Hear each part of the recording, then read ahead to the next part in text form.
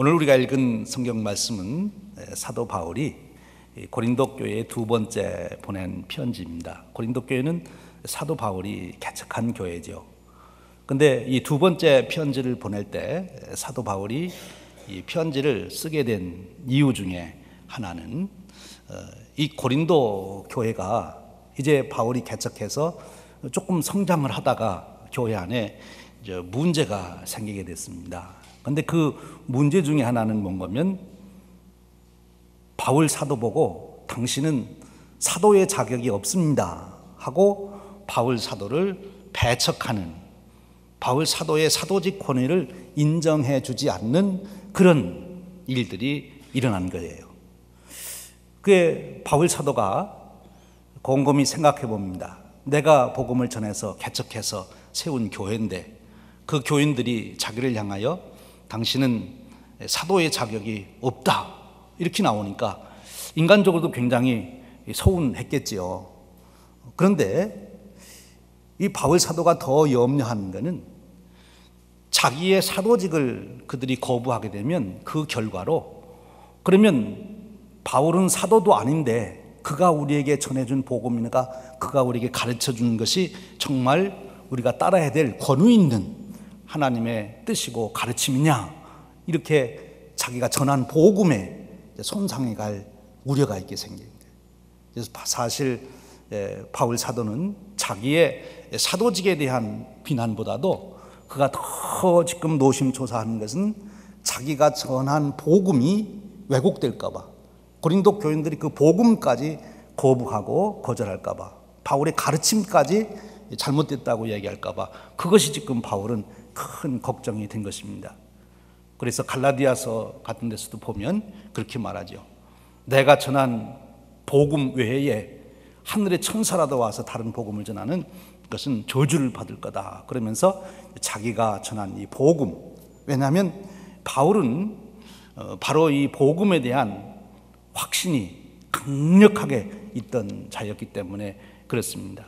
그래서 지금 우리가 읽은 고린도후서 2장 12장 2절에서 10절 이 내용은 지금 10장에서부터 계속 바울 사도가 내가 사도다 하는 자기 사도직을 변호하고 있는데 그 마지막 부분이 오늘 우리가 읽은 내용입니다. 봐라, 나도 이렇게 사도의 증표를 가지고 있지 않느냐라고 말씀하는 거예요. 근데 지금 여러분들이 상식적으로 생각할 수 있듯이 고린도 교인들이 바울을 보고 당신은 사도가 아닙니다 이렇게 말할 때 무엇을 근거로 바울 사도에게 당신은 사도가 아닙니다 그렇게 말하겠습니까? 바울이 잘하는 거, 바울이 훌륭한 거, 그런 거를 드러내서 당신은 이렇게 훌륭하게 잘하니까 사도가 아닙니다 그러겠습니까? 그 반대겠죠. 이제 바울의 약점을 다 잡아내서 당신은 사도의 자격이 없다 이렇게 이제 비난하는 거예요. 그 중에 하나가 바울 사도는 예수님이 공생의 기간 제자들을 불러서 훈련시키고 사도로 파송할 때 그 12명에 포함되지 아니했습니다. 그러니까 당신은 베드로나 요한처럼 예수님 따라다니며 직접 경험하지 아니했으니까 당신은 사도 자격이 없다, 그런 얘기를 하게 되는 거죠. 그래서 바울은 계속 고백하기를 부활하신 주님이 나는 직접 찾아오셔서 나를 만나주시고 나를 사도로 임명했다, 그렇게 바울은 자기의 사도직을 변호하고 있는 것입니다. 그런데 지금 고린도 교회 성도들이 이렇게 바울 사도에게 당신은 이러이런 점이 부족해서 사도가 아니라 이렇게 얘기하면 바울이 어떻게 나와야 되겠습니까? 아니다, 나를 봐라, 내가 이렇게 이것도 잘하고 이것도 훌륭하고 이렇게 내가 뛰어난데 내가 왜 사도가 아니냐, 그게 자기의 그 강하고 잘하고 훌륭한 점을 드러내야 될 거 아니겠어요? 어떠세요? 여러분들도 무엇을 맡았는데, 어떤 직책을 맡고 어떤 일을 맡았는데 다른 사람들이 당신은 자격이 없어 그 일을 할 만한, 왜냐하면 이 능력도 안 되고 저것도 못하고 이것도 못하고 이런 것도 안 되니까 자격이 없다 그러면 여러분들은 어떻게 나와야 되겠어요? 아니다, 나도 할 수 있다. 나는 이것도 잘하고 이것도 잘하고 이렇게 내가 잘하는데 왜 나를 자격이 없다고 그러느냐, 이렇게 나와야 되는 것 아니에요. 그런데 오늘 바울 사도는 우리들의 그런 상식과는 정반대로 지금 얘기를 하고 있어요. 지금 고린도 교회 성도들이 바울 보고 당신은 이러이런 약점이 있어서 사도에 합당하지 않다, 이렇게 말하는데, 거기에다 대고 지금 바울은 우선은 그렇게 얘기해요. 주님이 나를 사도로 세우셨다. 그리고 지금 고린도 교회에 있는 사람들이 바울을 사도가 아니라고 얘기하면서 자기가 더 가르칠 권한과 능력이 있다, 특별히 거짓 지금 교사들이 들어와서 그러는 거거든요. 그러면서 나는 이런 신비로운 체험을 했다, 이런 놀라운 지혜를 내가 깨달았다, 그러니 내 가르침을 따르라, 나를 따르라. 지금 고린도 교회에 거짓 교사들이 와서 그러고 있는 거예요.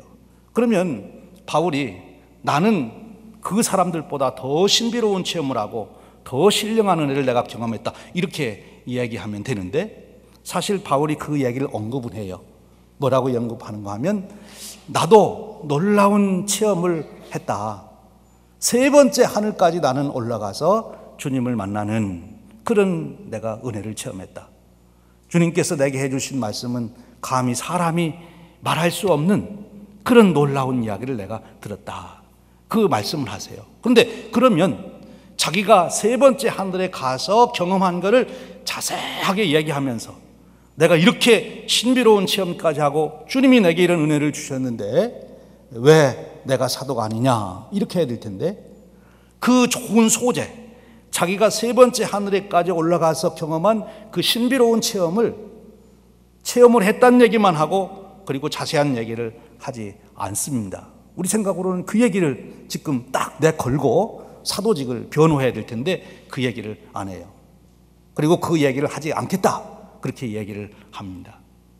그리고 내가 다른 얘기를 하겠다, 그러면서 하는 얘기가, 나에게는 사단의 가시가 있다, 내게 약점이 있다는 거예요. 지금 고린도 교회 사람들이 그걸 가지고 바울은 봐라, 저렇게 능력이 약하지 않느냐, 이걸 고소하고 있는데, 거기다가 바울 스스로가 말하기를 나는 약점이 있다, 사단의 가시가 있다.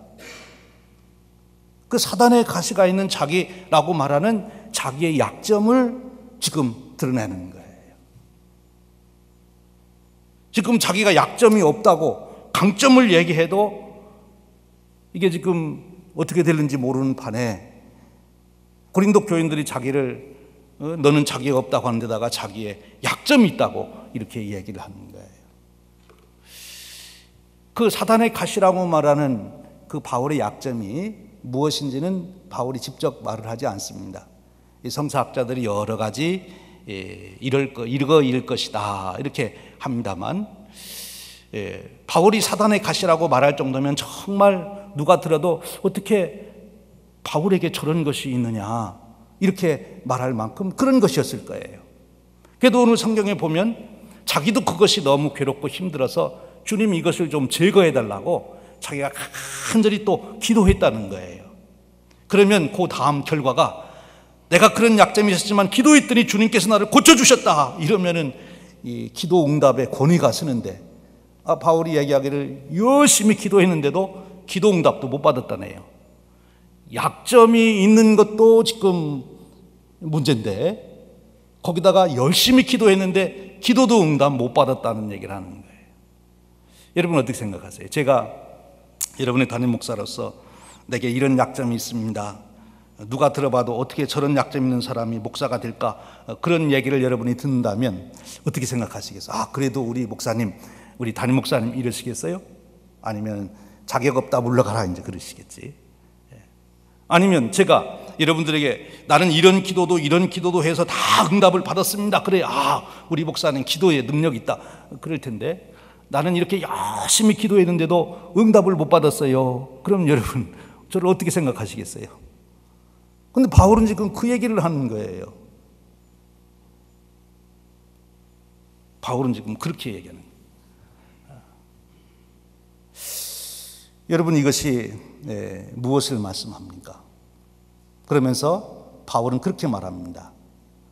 약함을 통해서 내가 온전해지는, 내 능력이 온전해지기 때문에 나는 내 강점을 자랑하지 않고 내 약한 것을 내가 자랑할 것이다.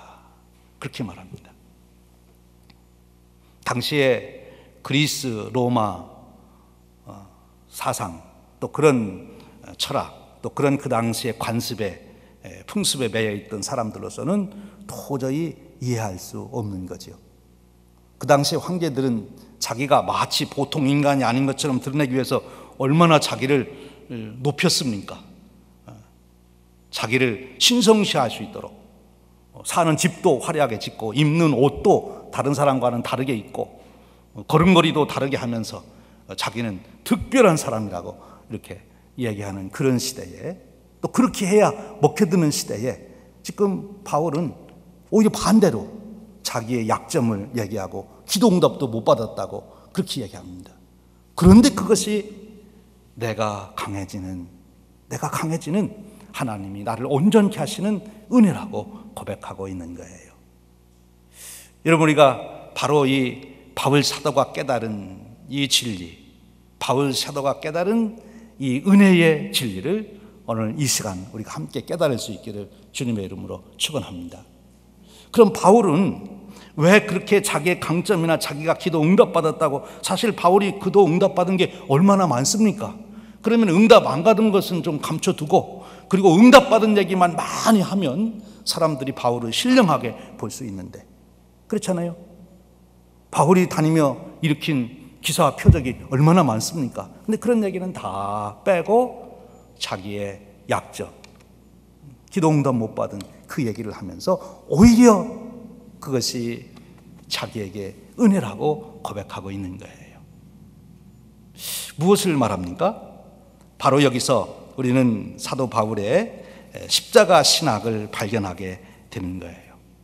사도 바울이 깨달은 십자가의 복음의 그 깊은 진리, 그거에 근거해서 지금 바울은 자기에게 있는 여러 일들을 해석하고 있는 것입니다. 당시에 그리스인들이나 로마인들은 생각했어요. 신이라고 하는 존재는 굉장히 힘이 강해서 모든 일을 자기 마음대로 할 수 있다. 신은 절대로 질 수가 없다. 언제든지 승리하는 그런 존재다. 그래서 그들이 믿는 신은 절대로 져서는 안 되는 그런 신들입니다. 싸워서 반드시 이겨야 되는, 이기는 신들을 그들은 믿었어요. 그런데 이제 바울이 전해야 되는 복음은 그들이 신이라고 믿는 예수님이 십자가에서 죽으셨다는 거예요.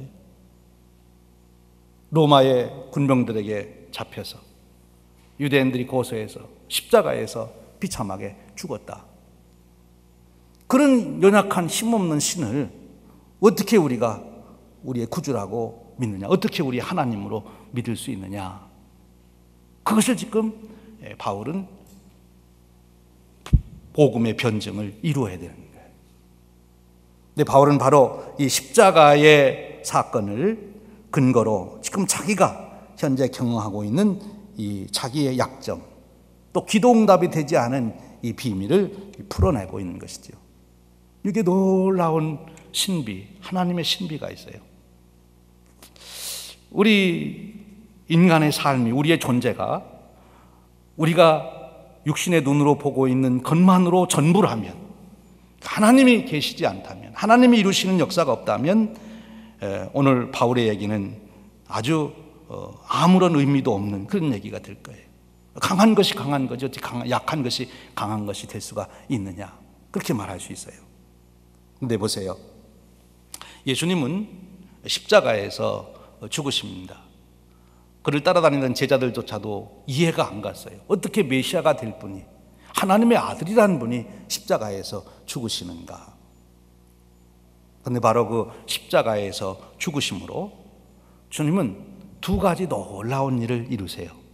하나는 직접적으로 우리의 대속의 은혜를 이루시고, 또 하나는 무엇을 보여주는가 하면 우리 하나님께서는 십자가에 죽으실 수도 있다 하는 거예요.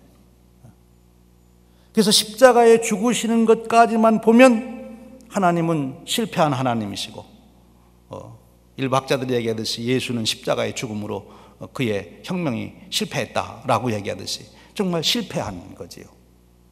그런데 바로 그 십자가 뒤에는 무엇이 있습니까? 바로 부활이 있는 거예요. 하나님의 놀라운 섭리예요. 사실 예수님도 십자가를 앞에 놓고는 그것을 온전히 다 이해하지 못했던 것 같아요. 그래서 하나님께 나가서 하나님, 내가 이 십자가를 안 질 수 있겠습니까? 안 지을 수 있으면 좋겠습니다. 내가 이 십자가 이 고난을 내가 지고 싶지 않습니다. 그렇게 간절하게 기도하지 않습니까? 근데 하나님께서 예수님의 기도를 응답 안 해 주십니다. 주님은 결국 그렇게 고백하죠. 아버지의 뜻대로 되기를 원합니다. 그 십자가의 고난 앞에서 주님은 철저하게 자기의 운명을 하나님께 위탁하는, 어찌 보면 지금까지 제자들이 생각했던 것처럼 예수님의 그 권세와 능력을 가지고 얼마든지 로마 군병들도 물리치고 유대의 지도자들도 물리치고 심지어 로마의 황제까지도 다 물리치고 자기가 승리자로 등장할 수가 있을 터인데, 주님은 그 방법을 안 쓰고 십자가를 지십니다. 죽음의 길을 택하시는 거예요. 그런데 주님이 택하신 죽음의 길 뒤에 어떤 놀라운 역사가 있습니까? 이 세상에 어떤 왕도, 어떤 제도도, 어떤 능력 있는 자도 할 수 없는 부활의 역사가 일어난 거예요. 부활의 역사. 예수님께서 십자가를 지시지 않았으면 예수님의 부활은 없는 것입니다. 하나님은 지금 예수님이 십자가에 죽으심, 그로 인하여 하나님의 생명의 역사, 부활의 역사를 이루시는 섭리를 가지고 계신 거지요. 이제 바울의 삶으로 와서 그것을 우리가 적용해 봅니다.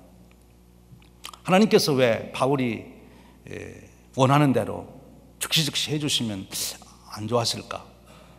어떻습니까? 여러분도 전도하시다 보면 그런 생각이 들잖아요. 하나님, 제가 저 사람 앞에서 좀 기적을 일으키게 해 주십시오. 그러면 얼마나 전도가 잘 되겠습니까? 제 말을 확증할 수 있도록. 아픈 사람 방문에 가서 전도할 때는 그저 제가 손 얹고 기도하면 벌떡 일어나면 그 사람 예수 안 믿겠습니까? 주님 저에게 그런 능력을 좀 주시지요. 저도 처음 목회 시작할 때 그런 기도를 했어요. 주님 저에게 능력을 주시옵소서. 그러면 사람들이 얼마나 예수를 잘 믿겠습니까? 그럼 교회도 부흥되고 주님도 좋고 저도 좋고 다 좋지 않겠습니까? 저에게 능력을 주십시오. 제가 기도할 때마다 병든 자들도 일어나고, 그리고 제가 목회하는 교회에서는 여러 기사와 표적이 나타나게 하시고 그런 능력을 달라고. 근데 하나님이 그런 능력을 안 주셨어요. 지금 생각해 보면 그런 능력을 주님이 주셨으면 어떤 일이 일어났을까? 제가 오늘 여기서 이렇게 설교하지 않고 아마 어느 이단의 교주가 돼가지고 나를 믿어라 그러고 있을 것 같아요. 그래서 주님은 그렇게 안 해주신 것 같아요. 오히려 밤새 기도해도 응답을 안 해주시는, 답답하게 만드시는, 내 생각과 계획대로 이렇게 하면 좋겠다, 이렇게 하면 될 것이다 하고 했는데 안 되게 만드시는 그런 것을 경험해요. 그럼 주님은 도대체 무슨 뜻을 가지고 그러시는 것인가? 오늘 바울은 그런 고백을 해요. 내가 약함 중에 내가 강해진다, 내가 온전해진다 하는 말을 해요. 저는 이 말씀을 묵상하면서 어릴 적 하나의 일이 생각났어요. 국민학교 때 미술 시간에 붓글씨 시간이 됐어요. 그래서 우리가 다 이제 화장지 넣고 먹을 갈아서 이제 붓글씨를 쓰는데 이게 잘 안 써지죠. 붓글씨가 그게 쉽습니까? 어린 때 잘 안 써지죠. 잘 쓰고 싶은데 안 돼요. 이 선생님이 제 뒤에 와서 이렇게 보시더니 너 방태야 이 글씨 잘 쓰고 싶으냐?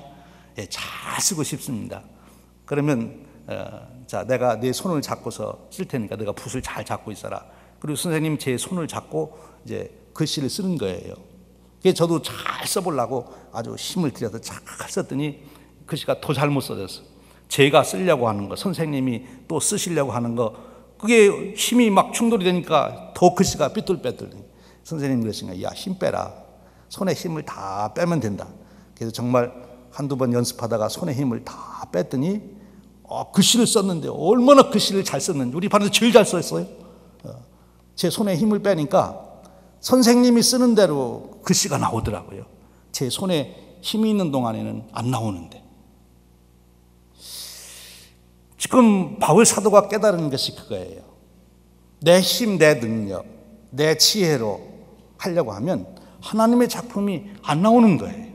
하나님이 바울을 온전히 붙잡아서 하나님대로 멋있는 작품, 그 생을 만들려고 하시는데, 바울이 거기다가 자기 힘주고 자기 지혜 보태고 그러려면 이 하나님 작품이 안 나오는 거예요. 바울은 그것을 깨달았어요. 여러분, 우리가 힘이 없을 때, 내가 힘을 다 뺄 때, 그때 내가 온전히 의지할 수 있어요. 다윗은 끊임없이 그런 고백을 했어요. 하나님은 나의 방패시다, 나의 반석이시다. 하나님이 나의 반석이 되시려면 내가 가지고 있는 힘을 다 빼야 된다. 하나님께 그저 나를 던져버려야 되는 거예요. 하나님이 나를 지켜주십시오. 그래야 하나님이 온전히 나의 방패가 되고 내 반석이 되신 역사를 이루시는 거예요. 내가 힘주고 있는 동안에는 하나님께서 능력 발휘를 하실 수가 없다는 거지요. 바울은 그것을 알았어요. 그래서 우리가 약할 때 우리가 더 강해질 수 있는 것은, 약할 때 나 혼자만 있으면 약한 것으로 끝나지만, 약할 때 우리가 주님께 나를 의지할 수밖에 없기 때문에, 주님, 저는 주님밖에는 의지할 곳이 없습니다. 주님만 의지합니다. 이제 제가 의지할 돈도 없고요, 제가 방법 다 동원해봤지만 제 지식도 안 되고요, 오직 주님만 의지합니다. 그럴 때 비로소 우리는 주님께서 나를 붙잡고 역사하시는 그 은혜를 경험할 수 있다는 거예요. 또 우리가 내 지혜를 포기할 때, 즉 우리가 순종할 수 있게 된다는 것입니다. 아직도 내 지혜가, 내 방법이, 내 꾀가 더 하나님 생각보다 내가 더 뛰어나다고 생각하는 한 우리는 하나님의 뜻대로 살 수가 없어요. 하나님께 순종할 수가 없는 것입니다.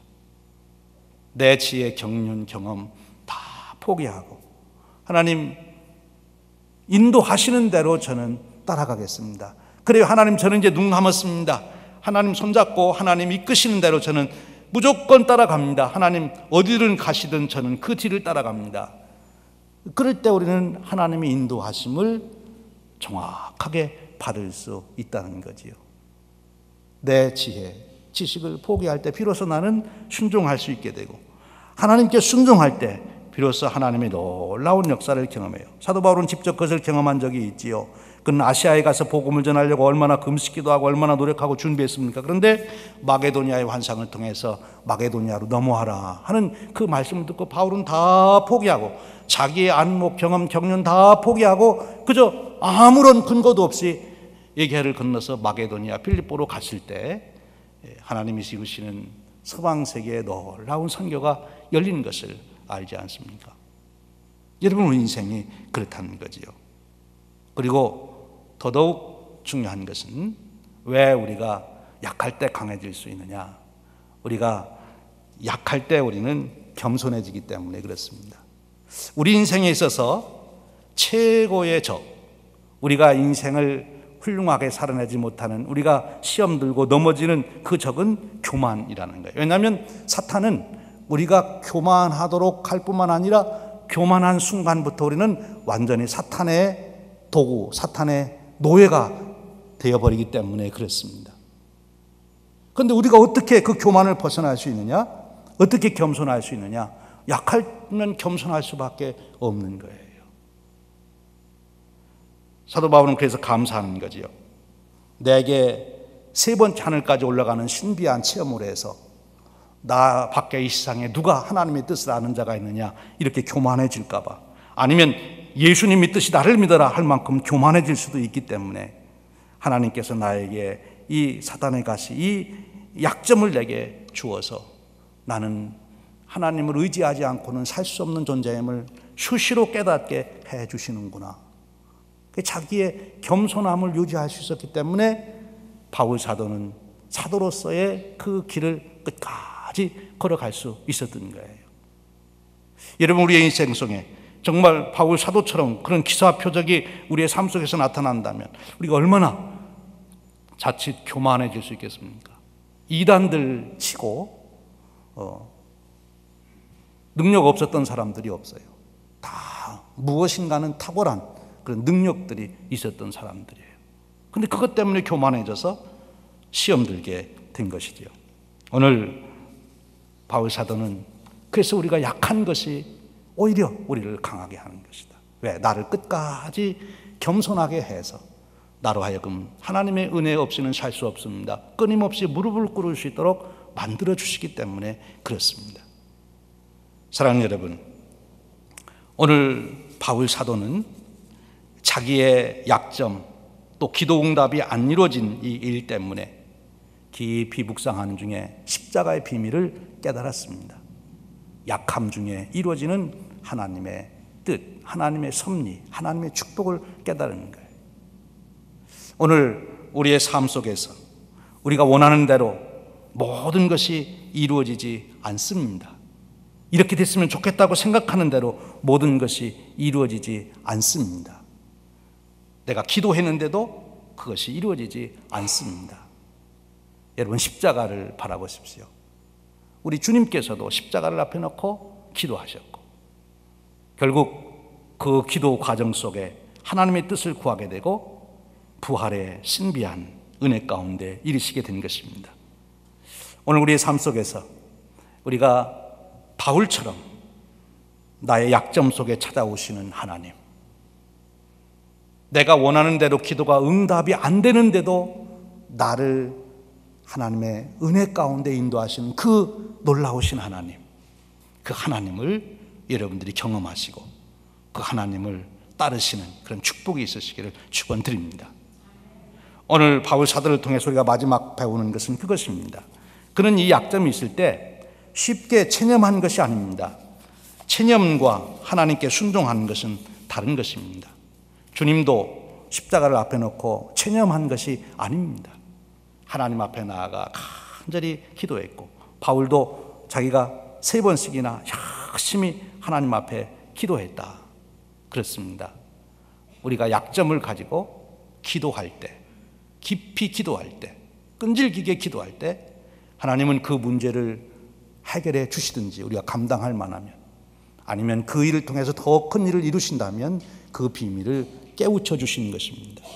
오늘 여러분들이 인생을 살아가면서 경험하는 모든 아픔과 약점과 고난의 문제가 왜 고난을 당하는지도 모르고 지나가는 그런 고난이 아니라 그 고난을 통해서 하나님이 이루시는 뜻이 무엇인가를 발견하고 경험해 나가는 기도의 삶이 여러분의 삶이 되시기를 주님의 이름으로 축원합니다. 기도하지 아니하면 우리는 체념을 하거나 아니면 패배주의로 살 수밖에 없습니다. 그런데 기도하면 하나님께서는 오히려 우리의 약점을 통하여 우리를 강하게 만드시는 놀라운 역사를 이루십니다. 오늘 이 귀한 사도 바울이 깨달았던 은혜와 축복이 오늘 저와 여러분의 삶이 되시기를 주님의 이름으로 축원드립니다. 우리 기도하겠습니다.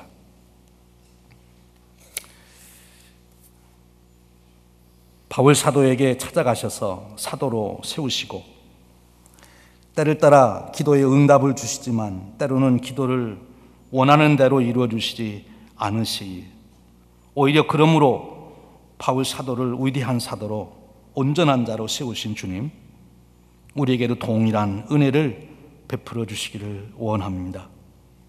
우리 삶의 여정에 우리가 경험하는 많은 어려운 일들, 고난들, 박해들, 하나님 또한 우리의 삶에 찾아온 우리의 연약함과 약점들, 이것을 붙들고 저희들 신음하고 기도할 때 하나님 그 중에 임하셔서 우리로 그 하나님의 신비로운 은혜를 깨달을 수 있도록 축복해 주시고 그러므로 말미암아 약점이 온전한 강함을 이루는 축복을 주시고, 그 약점 때문에 오히려 우리의 인생이 위대해지는 축복을 허락하여 주시옵소서. 이 놀라운 하나님의 신비를 날마다 일상의 삶에서 경험하는 저희들이 되도록 성령님 깨우쳐 주시고 이끌어 주시옵소서. 우리 주님 예수 그리스도의 이름으로 기도하옵나이다. 아멘.